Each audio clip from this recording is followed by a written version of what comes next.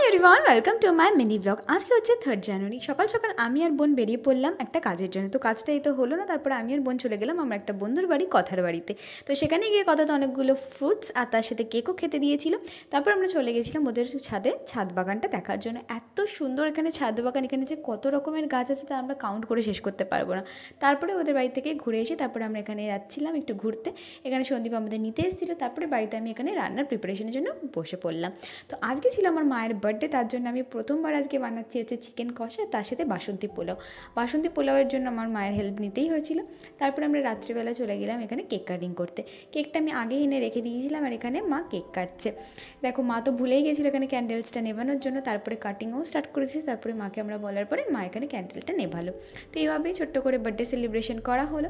আর তারপরে এখানে cake cutting করার পর আমরা সবাই অল্প করে একটু কেক খেয়ে নিলাম। আর আজকে রাতে ডিনারে তো ছিল বাসন্তী পোলাও, তার সাথে মাটন কষা। আজকের জন্য বাস এইটুকুই। Thanks for